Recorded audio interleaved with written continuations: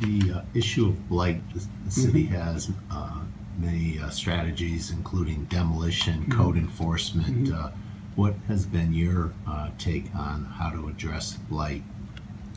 Well, first off, let's talk about a couple of things you mentioned. I think that to work on the blight that we have and try to stem it, we've increased, and we probably could increase more, code enforcement. That is one of the more effective methods of getting on the landlords. The other program that we had that's a model for the state is the receivership program. And so at least that takes abandoned buildings. Instead of just taking bonding to tear these buildings down, as you know, we've put in the receivership program that brings that property back online at almost no cost to the city and puts it back on the tax rolls. But the problem with blight is that we've got tools to solve the blight, like crime, after it's happened.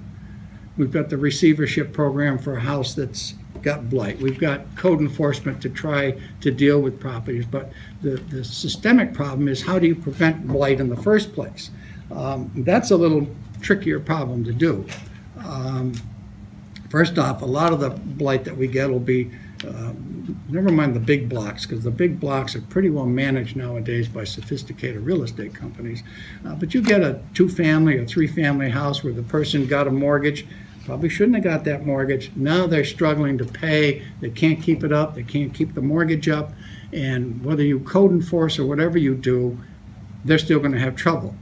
And the other piece that feeds into that is, and I don't know how we correct this, the laws over in the housing court, which allow a landlord to try to collect rent from tenants or to get tenants out that are not paying, are so heavily sided on the side of the tenant that, I mean, as an attorney, I've had cases where it takes 6 months. I had one that took a year to get someone out of a 2-family house that wasn't paying rent. Now that landlord has got to pay a mortgage, and the private citizen is not, who owns a 2-family or a 3-family, it's not, I don't think it's their job to subsidize rent for people. I can see if you've got a big block, okay? So how do we balance that? I think the housing court laws are either so far out of balance, or the judges, you know, you can go in there and the people ask for excuses and they keep getting an extension. So to me, a piece of that is the problem in blight, because if you're not collecting rent, at some point they walk away from the property. If you're not collecting rent, you can't maintain it. And so I think we have to look more at some of the causes to blight than the issue of dealing with it after we've got it.